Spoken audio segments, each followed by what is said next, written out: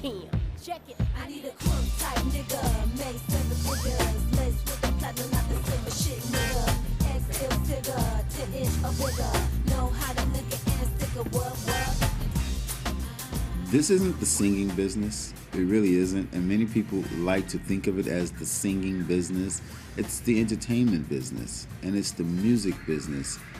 Great singers, you can find great singers in any Baptist church because that's where a lot of gospel music and comes from, and great singers are there, but they don't necessarily make great artists. Oh, God! I can imagine. And you got a whole bunch to tell me that you have not told me. Like what? Whatever. You think I got juice? You do have juice. Do you really think so damn secretive. I'm not secretive. We in our 30s now, honey. Let it out. So first of all, how are you? We're good. We're good. We're better. That's a nice word to say. We're good as people can be under the Yeah. circumstances. Mm-hmm. But we're still blessed. Yeah, because your fans like to know, I guess, how do you cope with everything?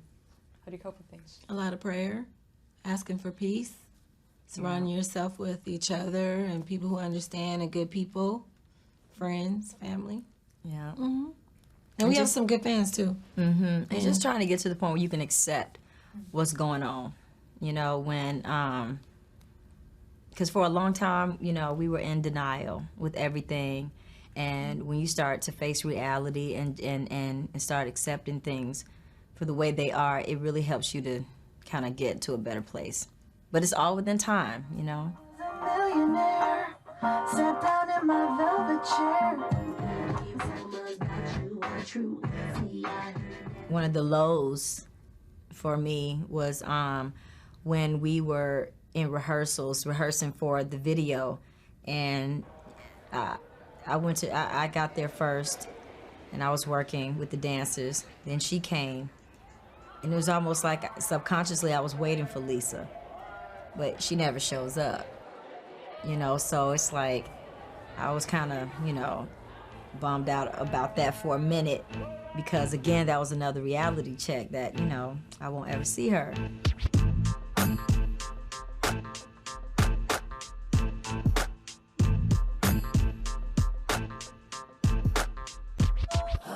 So if we back up time a little bit, we spoke to Mr. Antonio LA Reid in New York a couple of days ago, and do you guys know what his first impression of you three guys was? The first impression, could you guess?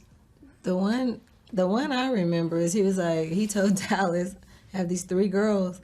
They're cute, but I don't know what to do with them. That's what he told us. I don't know what he said. It was something like that. I didn't hear them sing initially. I just saw them, and I said, wow. First of all, they're little tomboys, but they're cute. But they have so much attitude, and they're so feisty. And what are they upset about? And I wonder if they have real talent. He said we were cocky? Yeah, I a little bit of attitude. I was. I ain't gonna lie. I was like, what? Hello? I know I was. I was 19. Come on. I'm like, I'm about to do this. I'm up in LA in Pebble's house. What? Yeah. You know? You're 19. You don't know no better. I thought I made it. Well, when we came out with Ooh on the TLC tip, it was more like, we were more like looked at as little girls. Okay? So we went from little girls to little women to crazy, sexy, cool. Right? Wouldn't you say that? Mm-hmm. And from little women to, come on, girl. You gonna help her out? That was a nice cue, though. I think we've grown, period, in life, and when you grow in life, I think that helps you mature on albums too. And from Little Women, like she was saying, to fan mail, to where you start, you know, going into the sex symbol thing or the respect over here for that thing. Yes, they had talent, and I even know why they have attitude. The thing that drives them is a very good thing. They're very competitive, very, very competitive. And because they're fierce competitors, they tend to look at the competition as like, so why are you here? And what are you doing here? And who gives you the right to also sing on the same radio station I sing on? You know, it's their world. In their mind, it's their world. And everybody else is the enemy and the competitor. This is my favorite. This is my favorite album. My favorite album too. Yeah, by far. I mean, I can listen to it from top to bottom. Whereas before, I kind of have to skip over, you know, a couple of songs. Mine, same her. Yeah, same her, same. My favorite album was Crazy Sexy Cool. If you commit yourself to greatness and you work until your record is great and you're honest about it, then you'll achieve greatness. But don't think just because you put your voice on tape that it's automatically a success. You better make sure it's incredible, because the competitor is incredible. So I push for greatness, and we fight. I think he understands where we're coming from now. We've explained ourselves a lot of ways, you know, like, you know, more ways than one to stand on what we firmly believe in. And it doesn't matter if we're women or they're men or the color of our skin. We're going to go for what we have worked for, what is owed to us. We don't want extras. We just want what we worked for. And that's only right. So we heard some rumors, and I read about this. I don't know if it's true or not, so I have to ask you, that you trashed Clive Davis' office at Arista. Is that true? That's true. We held him hostage. Yep. So what exactly did you do? Well, hostage. yeah, we held him hostage. We held Arista. It was and Roy Lott. hostage. Yeah, we don't want to forget about him, but yeah, we They held locked him down the hostage. floors and locked the elevators. They have security now because TLC wanted to understand where their money was. So that was Yeah, you know, we didn't have any plaques, so we took all the plaques that they had that said TLC, All right. and we wanted answers. Did you get them? Yeah, We got a little bit, we but got I a little mean, bit of it was a answers. whole bunch of money running around, and we didn't have none, so we wanted to know who had it. Right. So everybody was kind of like pointing fingers. It's them. Okay, we'll go to the head guy. All right, fine. So, you know. You know about that? Yeah. What did you say after that incident? I said more power to you. There's always a better way of handling things, but more power to you. If you feel that you need to be heard, then you should be heard. And if TLC decides that they want to march in the office and do whatever they do, it's okay. It's okay. It's actually quite entertaining. So about this incident at Clive Davis' office, how did they treat you guys after that? Afterwards, we was making the money. What was he gonna really do? Fire us?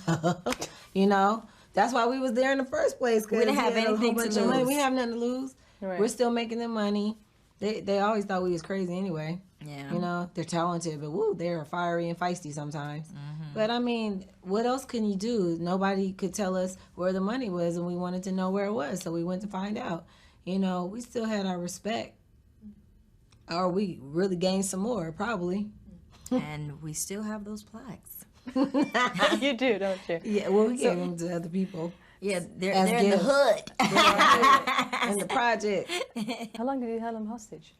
It was about an hour. This is so funny. I'm sorry for laughing. But no, this is the funny part. They put in the newspaper that it was a whole bunch of big bodyguards. You know, it was all women. Yeah, we had We had all girls. girls. How do you think that has affected your career? Being dishonest, doing this kind of stunts or things? Well, that stunt didn't really come out because they didn't want it to come out. Everything happens for a reason. Like, I wouldn't change anything because I'd rather have went through what we went through at, you know, that stage in our career than right now. So it's just the thing is you have to live and learn from, you know, your mistakes or things you've been through and not repeat yourself. So do you think this honesty has worked against you or for you? For us? Yeah. You had a bumpy ride and it's officially over now? Is the bumpy ride over? Yeah. Is TLC over after this? No, it's just TLC's forever.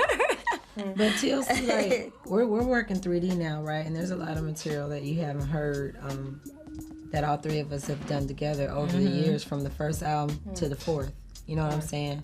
So we'll have a greatest hits, and it's a lot of work, just like how Tupac. But it's almost like he's still here. He still has work and work and work for days. You know what I'm saying? Whether we choose to keep promoting it like that, I can't see, but I'm not gonna say you won't ever hear TLC's music again. No. Whether it be the last TLC record, I would understand why this would be the last TLC record, but I think they should play.